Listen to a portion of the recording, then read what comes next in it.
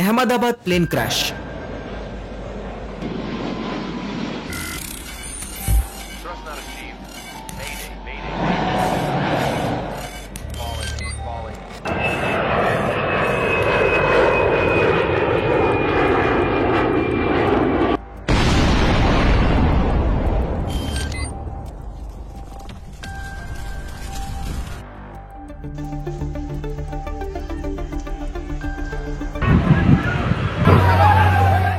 ఈ ఇన్సిడెంట్ జరిగిన రోజు నుంచి ఇప్పటి వరకు జరిగిన అనాలిసిస్ లో ఒక మేజర్ మిస్టేక్ జరిగింది. ప్లేన్ కి సంబంధించిన ఈ ఫుటేజ్ ని ఒకసారి క్లియర్ గా చూడండి. ఈ ఫుటేజ్ లో మీరు ఒక 3 అన్యూజువల్ థింగ్స్ ని నోటీస్ చేయొచ్చు. నెంబర్ 1, ఈ ప్లేన్ వింగ్స్ రిట్రాక్టెడ్ గా ఉన్నాయి, అంటే స్ట్రైట్ గా ఉన్నాయి.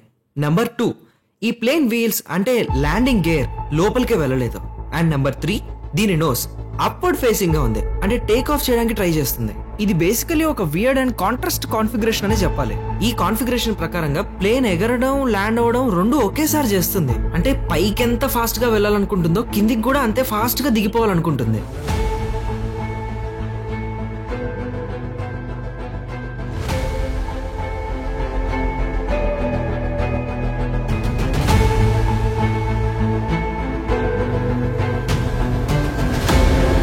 లైక్ ఎప్పుడన్నా మీకు వింగ్స్ పక్కకే సీట్ దొరుకుంటే మీరు చూసే ఉంటారు. ప్లేన్ ఎలా అయితే టేక్ ఆఫ్ అవుతుందో ఇలా వింగ్స్ బయటికి వస్తాయి, రైట్? ఇది ప్లేన్ వింగ్ స్లాట్, దీన్ని ఫ్లాప్ అంటారు. ఈ రెండు టేక్ ఆఫ్ టైమ్ లో యూజువల్లీ 10 to 15 degrees టిల్ట్ అయ్యి ఒక యాంగిల్ ఆఫ్ అటాక్ ని క్రియేట్ చేస్తాయి. దీని వల్ల వింగ్స్ కర్వ్డ్ షేప్ ని క్రియేట్ చేసుకుని ఫ్లైట్ ని లిఫ్ట్ చేయడానికి హెల్ప్ చేస్తాయి. ప్లేన్ టిప్ కూడా వీటిలాగే ఫ్లైట్ ని పైకి లిఫ్ట్ చేయడానికి హెల్ప్ చేస్తుంది.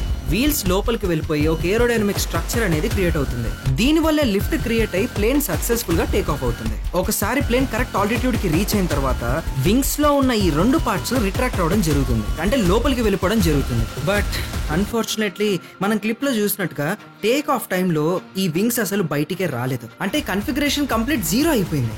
ల్యాండింగ్ వీల్స్ ఏవైతే ఉన్నాయో అవి కూడా లోపలికి వెళ్ళలేదు. మెయిన్ వీడియో గానీ ఫొటోస్ గానీ క్లారిటీగా లేవు. చాలా మంది ఎక్స్పర్ట్స్ ఏమో వింగ్స్ అనేవి ఫ్లాట్ గా ఉన్నాయని చెప్తున్నారు. And every pilot I've spoken to says this looks like a clean configuration, which means the flaps that you see in that first picture are actually retracted here. But pilot కి వచ్చిన command ని వినుంటే మాత్రం కనీసం 5 degrees tilt లో అన్నది open అయ్యే ఉండేది. ఈ ఫ్లైట్ కున్న 2 ఇంజన్స్ పాడైపోయినా పని చేస్తున్నా కూడా లిఫ్ట్ అనేది గ్రేట్లీ రెడ్యూస్ అయిపోతుంది. సింపుల్ ఫిజిక్స్ అబ్బా. డ్రాగ్ ఫోర్స్ అంటే రెసిస్టెంట్ ఫోర్స్ అనేది పెరిగిపోతూ వస్తుంది ఈ ఏరోడైనమిక్ కాన్ఫిగరేషన్ వల్ల. ఆల్సో టెంపరేచర్ కూడా సహకరించేటట్టు లేకపోతే మాత్రం ఆ రోజు ఉన్నట్టుగా 40 degrees టెంపరేచర్ ఫ్లైట్ ని లిఫ్ట్ చేయడం ఇంకా డిఫికల్ట్ గా మారిపోతుంది. ఎందుకంటే హాట్ ఎయిర్ డెన్సిటీ తక్కువగా ఉంటుంది. ఈ ఎయిర్ ఎఫెక్టివ్ గా లిఫ్ట్ ని ప్రొవైడ్ చేయలేదు. ఇన్ఫాక్ట్ ఇలాంటి కేసెస్ లో వింగ్స్ 20 to 25 degrees వరకు టిల్ట్ చేసి ఐడియల్ గా ఉంచేయాలి. బోయింగ్ లాంటి పెద్ద ఫ్లైట్ ఇంజన్స్ ఎక్స్ట్రీమ్ పవర్ఫుల్ గా ఉంటాయి. ఈవెన్ ఫ్లైట్ వింగ్స్ అనేవి ఓపెన్ అవ్వకపోయినా ల్యాండింగ్ గేర్స్ బయటే ఉండిపోయినా సరే ఈ హెవీ డ్రాగ్ ని అది భరించగలుగుతుంది. ఫ్లాట్ వింగ్స్ తో కూడా ఇది టేక్ ఆఫ్ ని చేయగలుగుతుంది, కానీ స్పీడ్ ఎక్స్ట్రా ఫాస్ట్ గా ఉండాలి. దానికోసం ఒక లాంగ్ రన్వే కావాలి. 3.5 kilometers రన్వే అది. కానీ దీని తర్వాత కూడా 100% గ్యారంటీ లేదు ఫ్లైట్ సక్సెస్ఫుల్ గా టేక్ ఆఫ్ అవుతుంది అనడానికి. మల్టిపుల్ ఫ్యాక్టర్స్ వల్ల లిఫ్ట్ అనేది కొంచెం కాంప్రమైజ్ అయినా ఫ్లైట్ తప్పకుండా కూలిపోతుంది. ఈ కొన్ని ఫ్యాక్టర్స్ ఏంటంటే ఈ aircraft weight, engine total performance, ఆ ఇంజన్ కంప్లీట్ గా డ్యామేజ్ అయిందా కొంచెమే డ్యామేజ్ అయిందా. ఇప్పుడు 2 ఇంజన్స్ లో ఒక ఇంజన్ ఫెయిల్ అయిపోయినా సరే ఈ టేక్ ఆఫ్ టైమ్ లో లిఫ్ట్ తగ్గిపోయి క్రాష్ అవ్వకుండా ఉండేదేమో. హీట్ వల్ల కూడా ఇంజన్ కాంప్రమైజ్ అయిపోతుంది. ఇప్పుడు ఈ ఫ్లైట్ క్రాష్ మొత్తంగా వచ్చి ఒకే దగ్గర ఆగుతుంది. అదే రూట్ కాజ్. టెక్నికల్ ఇష్యూ ఏమైనా కారణమా, సిస్టమ్ అన్రెస్పాన్సివ్ గా ఉండి జామ్ అవడం లాంటివి ఏమైనా జరిగాయా? ఒకవేళ పైలటే మిస్టేక్ చేసుంటే 65% కి పైగా ఎయిర్ క్రాషెస్ పైలట్స్ వల్లే జరిగాయి. ఈ ఇన్సిడెంట్ కి సిమిలర్ గానే 2 ఫ్లైట్ క్రాషెస్ హిస్టరీలో ఆల్రెడీ జరుగున్నాయి. 28 August 2008 Madrid, Spain runway 36L నుంచి మెక్డొనాల్డ్ డల్గస్ MD-82 172 మంది 172 ప్యాసింజర్స్ తో టేక్ ఆఫ్ అయింది. అలా టేక్ ఆఫ్ అయిన 10-15 సెకండ్ల లోపే 300 meters పైకెళ్ళిన వెంటనే క్రాష్ అయిపోయింది. 154 మంది అన్ఫార్చునేట్ డెత్ ఆన్ స్పాట్ జరిగింది. ఇక్కడ ఎగ్జాక్ట్ గా ఏం జరిగి ఉండొచ్చు? వింగ్స్ కుండే స్లాట్ ఫ్లాప్ ఓపెన్ అవ్వలేదు, వింగ్ పొజిషన్ ఏమో ఫ్లాట్ గా ఉండిపోయింది. సెకండ్ రీజన్, పైలట్ తప్పు చేశాడు అని గట్టి వాదన వినిపిస్తుంది. క్యాబిన్ లో ఏదో డిస్ట్రాక్షన్ జరిగిందని, ఆ డిస్ట్రాక్షన్ వల్ల చెక్ లిస్ట్ లో చూసుకోవాల్సిన ఒక ఇంపార్టెంట్ థింగ్ ని ఫాలో అవ్వలేదని. ఆ important thing A slot and flop ని 10 to 15 degrees angle of attack లో ఉంచడం. ఒక టెక్నికల్ ఇష్యూ కూడా జరిగింది. ప్లేన్ మెయింటెనెన్స్ చేస్తున్న టైంలో రిలే R25 సిస్టమ్ ని డిసేబుల్ చేశారు ఓవర్ హీటింగ్ ఇష్యూ వల్ల. ఈ రిలే R25 సిస్టమ్ అనేది ఒక సెక్యూరిటీ సిస్టమ్ తో కనెక్ట్ అయి ఉంటుందన్న విషయం దాన్ని డియాక్టివేట్ చేసిన మెకానిక్స్ కి కూడా తెలియదు. చెక్ లిస్ట్ లో బై మిస్టేక్ గా పైలట్స్ చూసుకోకుండా ఓకే చేసిన ఈ అలారం అనేది ఇమ్మీడియట్లీ వాళ్ళని అలర్ట్ చేస్తుంది. ఈ రిలే R25 సిస్టమ్ ని డియాక్టివేట్ చేయడం వల్ల ఈ సెక్యూరిటీ అలారం అనేది మోగలేదు. దానివల్ల చెక్ లిస్ట్ ఫాలో అవ్వలేదు. ఈ ఫ్లాట్ వింగ్ తోనే ప్లేన్ అనేది టేక్ ఆఫ్ అవడం జరిగింది. Right, 3.5 to 4.3 kilometers longest runway ఇది. అలా టేక్ ఆఫ్ అయిన ఈ ఫ్లైట్ 40 to 50 feet ని కూడా రీచ్ అవ్వలేకపోయింది. 300 meters డిస్టెన్స్ వెళ్ళ వెంటనే క్రాష్ అయిపోయింది. CIA/IAC రిపోర్ట్ ప్రకారంగా 250 km/h స్పీడ్ లో టేక్ ఆఫ్ ని తీసుకుంది. ఈ ఫ్లాట్ వింగ్స్ తో టేక్ ఆఫ్ చేయడానికి, హెవీ డ్రాగ్ ని కౌంటర్ చేయడానికి ఈ ప్లేన్ అట్లీస్ట్ 380 km/h స్పీడ్ లో ఉండాల్సిందే. ఈ కన్ఫిగరేషన్ అది అచీవ్ చేయకపోవడం వల్లే క్రాష్ అనేది జరిగింది. Air India AI-171 take off speed ఎంతో తెలుసా? ఫ్లాట్ వింగ్స్ తో టేక్ ఆఫ్ చేయడానికి ఇది ఎంత స్పీడ్ ని అచీవ్ చేయాలో మీకు తెలుసా? ఇది డిస్క్లోజ్ చేసే ముందు మీకు ఒక సిమిలర్ కేస్ గురించి ఎక్స్ప్లెయిన్ చేస్తాను. 1987 లో జరిగిన ఒక క్రాష్ అమెరికాలోని డీట్రాయ్ సిటీలో జరిగింది. McDonnell Douglas DC-982 31 degrees hot temperature, plane heavily loaded with maximum capacity, 2.5 kilometers runway మీద టేక్ ఆఫ్ జరిగింది. సేమ్ ప్రాబ్లం, వింగ్స్ ఓపెన్ అవ్వలేదు. రిక్వైర్డ్ లిఫ్ట్ ని, స్పీడ్ ని కూడా అచీవ్ చేయలేకపోయింది. 40 to 50 meter ఆల్టిట్యూడ్, 800 meters దూరంలోనే ప్లేన్ ఫుల్లీ క్రాష్ అయిపోయింది. ఈ క్రాష్ వల్ల 156 people చచ్చిపోయారు. మిస్టేక్ ఏంటి? Human error and failure of alarm system. Ahmedabad లోని బోయింగ్ 787-8 డ్రీమ్ లైనర్ లో కూడా ఒక స్ట్రాంగ్ అలారం సిస్టమ్ ఉంది. మాన్యువల్లీ చెక్ చేసుకోకుండా ప్లేన్ ని టేక్ ఆఫ్ చేయడానికి కూడా వీలైనంత పెద్ద సెక్యూరిటీ సిస్టమ్ అది. టెక్నికల్ గ్లిచ్, ఇంప్రాపర్ మెయింటెనెన్స్ వల్ల అది డియాక్టివేట్ అయిపోయి ఉండొచ్చు. నార్త్ వెస్ట్ స్పానియర్ ఫ్లైట్, ఈ రెండు కేసెస్ కూడా అహ్మదాబాద్ క్రాష్ కేస్ కి సిమిలర్ గా ఉంటాయి. చిన్న చిన్న కీ డిఫరెన్సెస్. ఆ కీ డిఫరెన్సెస్ ఏంటంటే నేను మీకు టకటగా చెప్పేస్తాను. నార్త్ వెస్ట్ అండ్ స్పానియర్ ఈ రెండు ఫ్లైట్స్ కూడా 50 feetలకు మించి ఎక్కువ దూరం ఎగరలేదు. 1 kilometer 15 సెకండ్ల నుంచి 20 సెకండ్ల లోపే క్రాష్ అయిపోయాయి. ఎయిర్ ఇండియా AI-171 625 feet వరకు లిఫ్ట్ అయ్యి 30 seconds పాటు గాల్లోనే ఉండి ఆ తర్వాత క్రాష్ అయింది. నేను ఈ ఆడియో రికార్డ్ చేస్తున్న టైం కి ఈ క్రాష్ జరిగి 3 days అవుతుంది. సో ఇన్ఫర్మేషన్ అనేది రోజు మార్చి రోజు అప్డేట్ అవుతూనే ఉంటుంది. AI-171 Boeing 787 dream liner model ఇది. దీని ఇంజిన్ ఎంత పవర్ఫుల్ అంటే నేను మీకు ముందు చెప్పిన 2 ఇన్సిడెంట్స్ లో క్రాష్ అయిన ఫ్లైట్స్ కన్నా దీని ఇంజిన్ 2x పెద్దది. ప్లస్ దీని వింగ్ స్పాన్ కూడా చాలా పెద్దది. తక్కువ డిస్టెన్స్ ఉన్న రన్వే మీద కూడా పొటెన్షియల్లీ లిఫ్ట్ ని గెయిన్ చేస్తుంది.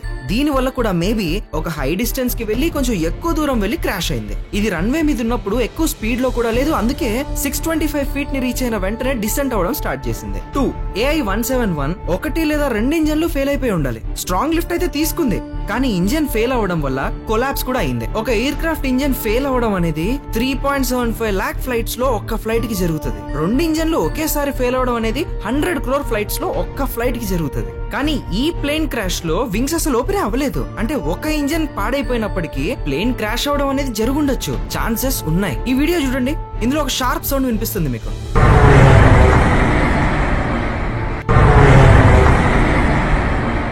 దీన్ని ర్యామ్ ఎయిర్ టర్బైన్ అంటారు. ఎలక్ట్రిసిటీ ప్రాబ్లం వచ్చినా, హైడ్రాలిక్ ప్రాబ్లం వచ్చినా, డబుల్ ఇంజన్ ఫెయిల్ అయినా ఇది బయటికి వచ్చి పాప్ అవుతుంది. అంటే కంపల్సరీ ప్లేన్ లో ఏదో ప్రాబ్లం ఉంది. హ్యూమన్ అండ్ టెక్ ఎర్రర్ వల్ల ఫ్లాప్స్ ఓపెన్ అవ్వలేదు, లేదా 1 and 2 2 ఇంజన్స్ ఫెయిల్ అయిపోయి ఉండాలి. ఈ ఎయిర్ క్రాఫ్ట్ వీడియోలో ఎక్కడ కూడా స్పార్క్, ఫ్లేమ్, స్మోక్ ఇంజన్ నుంచి రావడం మనం చూడలేదు. ఈ ఎయిర్ క్రాఫ్ట్ లో సర్వైవ్ అయిన ఒకే ఒక్క వ్యక్తి చెప్పింది ఏంటంటే ఇంజన్ రేస్ పెంచే సౌండ్ ని నేను విన్నాను అని చెప్పాడు. बाद में वो पता नहीं वो प्लेन टेक ऑफ ज्यादा करने के लिए वो रेस तो बोलते हैं क्या रेस दिया होगा ऐसा कुछ. మేబీ పైలట్స్ ఆ టైంలో పడిపోతున్న ఆల్టిట్యూడ్ ని చూసి ఇంజన్ ఫుల్ థ్రాటిల్ ఆన్ చేసి ఉండొచ్చు. కానీ ప్లేన్ అప్పటికి క్లైంబ్ అవ్వలేకపోయింది అన్ఫార్చునేట్లీ. ఎలా అయితే 2 క్రాషెస్ జరిగాయో సేమ్ అలాగే. ఈ ఫుటేజ్ లో మీరు చూస్తే ఎక్కడా కూడా పక్షులు కనిపించట్లేదు. అంటే బర్డ్ హీట్ కూడా ఇంజన్ డ్యామేజ్ అవడానికి కారణం అయి ఉండొచ్చు. ఒక ఇంజన్ ఫెయిల్ అవడం 3 లక్షల్లో ఒక ఫ్లైట్ కి జరుగుతుంది. 2 ఇంజన్లు ఫెయిల్ అవడం అనేది కోటి ఫ్లైట్లలో ఒక్క ఫ్లైట్ కి జరుగుతుంది.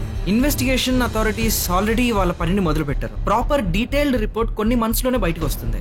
ప్లేన్ లో ఉండే 2 బ్లాక్ బాక్సుల్లో ఒకదాన్ని రిట్రీవ్ చేశారు సక్సెస్ఫుల్ గా. ఒక బ్లాక్ బాక్స్ లో 2 బాక్సుల సెట్ ఉంటుంది. దీన్ని సపరేట్ గా ప్లేన్ లో పెడతారు. ఒక బాక్స్ పేరు కాక్పిట్ వాయిస్ రికార్డర్. ఇది కాక్పిట్ లో జరిగే మొత్తం కాన్వర్సేషన్స్ ని రికార్డ్ చేస్తుంది. పైలట్స్ మాట్లాడుకునేది, సిస్టమ్ అలర్ట్ బీప్స్, ఇంకా వార్నింగ్ సౌండ్స్, వీటన్నిటిని, ఇంజన్ సౌండ్స్ ని కూడా. ఇంకొక దాని పేరు ఫ్లైట్ డేటా రికార్డర్. ఇది ఫ్లైట్ లో ఉండే కంప్లీట్ టెక్నికల్ డీటెయిల్స్ ని రికార్డ్ చేస్తుంది. ఆల్టిట్యూడ్ ఏంటి, ఎయిర్ స్పీడ్ ఏంటి, engine performance, electric system statistics, wing position statistics, ఇలాంటివన్నీ రికార్డ్ చేస్తుంది. వీటి నుంచి దొరికే బోల్డ్ అంత క్రూషియల్ ఇన్ఫర్మేషన్ వల్ల ఎగ్జాక్ట్ గా ఏం జరిగిందో మనకు తెలుస్తుంది. ఇన్వెస్టిగేటర్స్ కి ఇప్పటి వరకు ఒక బ్లాక్ బాక్స్ మాత్రమే దొరికింది, ఇంకొకటి దొరకాల్సి ఉంది. ఎంత డిసప్పాయింటింగ్ ఇది. 274 డెత్స్, ఎన్ని ఫ్యామిలీస్, ఎన్ని డ్రీమ్స్ అలా నేల కొరిగిపోయి ఉంటాయి. ఎయిర్లైన్ యాక్ట్ 1934 ప్రకారంగా ఏదైనా ఎయిర్లైన్స్ కంపెనీ ఒక వైలేషన్ చేస్తే 1 crore వరకు మాత్రమే వాళ్ళ మీద ఫైన్ అనేది ఇంపోజ్ చేయగలుగుతారు. వాళ్ళు ఎంత సివియర్ వైలేషన్ చేసినా కూడా ఇదే ఫైన్. ఈ ఎయిర్లైన్ కంపెనీస్ ఒక రోజుకి 70 to 100 crores రెవెన్యూని మేక్ చేస్తాయి. వాళ్ళకి ₹1 కోటి ఫైనా, అది కూడా ఎంత పెద్ద వైలేషన్ చేసినా కూడా. బయట దేశాల్లో ఎయిర్లైన్ కంపెనీస్ తో పాటుగా ఆ ఫ్లైట్స్ ని మ్యానుఫ్యాక్చరింగ్ చేసిన బోయింగ్ లాంటి కంపెనీస్ కి కూడా ఫైన్స్ వేస్తారు. సౌత్ వెస్ట్ ఎయిర్లైన్స్ అని ఒక కంపెనీ ఉంది. ఆ కంపెనీకి 1200 crores పెనాల్టీ వేశారు. ఓన్లీ బికాస్ వింటర్ స్టార్మ్స్ వల్ల 8000 ఫ్లైట్స్ ని క్యాన్సిల్ చేశారు. దాని వల్ల ప్యాసింజర్స్ కి బోల్డ్ అంత నష్టం జరిగింది అని. రెగ్యులేషన్స్ అంటే ఇలా ఉండాలి కదా. బోయింగ్ లాంటి కంపెనీస్ కి 21,500 crores ఫైన్ వేశారు. 737 మ్యాక్స్ ప్లేన్ క్రాషెస్ వల్ల ఈ ఫైన్ ని విధించడం జరిగింది. ఈ క్రాషెస్ లో 300 పీపుల్ చచ్చిపోయారు. వాళ్ళ ఫ్లైట్ ఇన్స్పెక్షన్ సరిగ్గా జరగలేదు, అందులో ట్రాన్స్పరెన్సీ లేదు అనే రీజన్ తో ఈ ఫైన్ ని విధించడం జరిగింది. ఈ అహ్మదాబాద్ క్రాష్ లో చనిపోయిన వాళ్ళకి per person 1.8 crore including marital convention offerings. ఈ ఇన్సిడెంట్ వల్ల ఎయిర్ ఇండియాకి ఇన్సూరెన్స్ ద్వారా 2,400 కోట్లు 2,400 crores రాబోతున్నాయి. అంటే ఈ క్రాష్ లో చనిపోయిన వాళ్ళ ప్రాణాల విలువ 1.5 కోటి. ఇన్వెస్టిగేషన్ లో బయటకు వస్తుంది ఎవరు ఏం తప్పు చేశారని. సర్వీస్ అండ్ సెక్యూరిటీ ల్యాబ్సెస్ లో ఎయిర్ ఇండియా పెట్టింది పేరు. Air India chief security officer Rajiv గుప్తాని 2 నెలల పాటు సస్పెండ్ చేశారు. ఫ్యాబ్రికేటెడ్ ఇన్స్పెక్షన్ చేసి రిపోర్ట్స్ ని పాస్ చేసినందుకు. అంటే ఫ్లైట్లన్నీ బానే ఉన్నాయని రిపోర్ట్ ఇచ్చేశాడు without any proper checking. DGCA mandatory accidental prevention protocols అన్నిటిని ఆయన ఫేక్ చేశారు. ఇది ఎంత పెద్ద క్రైమో తెలుసా? కానీ దీని పెనల్టీ ఏంటి? 1 or 2 months సస్పెన్షన్ అండ్ మళ్ళీ సేమ్ ఆఫీసర్ ఆయన డ్యూటీలోకి వచ్చి జాయిన్ అయిపోతారు. ఎయిర్ ఇండియా సర్వీసెస్ మీద ప్రతి రోజు కంప్లైంట్స్ వస్తాయి టిల్ డేట్ కి. ఇదిగో బిజినెస్ క్లాస్ లో నీళ్లు గారడం, వైర్స్ బయటికి ఏలాడడం, ఎంటర్టైన్మెంట్ స్క్రీన్స్ పని చేయకపోవడం, సీట్స్ విరిగిపోవడం, ఇలా ఒకటి కాదు. అండ్ బోయింగ్ 787 డ్రీమ్ లైనర్, ఇది వీళ్ళ company flagship model. Boeing PR world safest air craft అని చెప్పుకుంటుంది.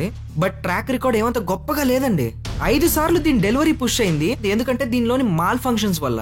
Boeing quality engineer Sam Salehpour Boeing models గురించి, అందులో సెక్యూరిటీ కాంప్రమైజెస్ గురించి ఒక వీడియోలో చెప్పారు. మ్యానుఫ్యాక్చరింగ్ షార్ట్ కట్స్ ని చూసి 787, 777 లాంటి ఎయిర్ క్రాఫ్ట్స్ ని డిజైన్ చేస్తున్నారు, మ్యానుఫ్యాక్చరింగ్ చేస్తున్నారు అని. అసెంబ్లింగ్ పీరియడ్ లో థౌజండ్స్ ఆఫ్ గ్యాప్స్ ని ఫిల్ చేయకుండా అలాగే వదిలేస్తున్నారట. Whistle blowers Joshua Dean and John Barnett Boeing company గురించి బయటికి మాట్లాడిన కొద్ది రోజులకే అనుమానాస్పదంగా చనిపోయారు. శామ్ కి కూడా తన బాస్ నుంచి ఇండైరెక్ట్ గా థ్రెటన్స్ వచ్చాయి. Someone who said what you said in a meeting.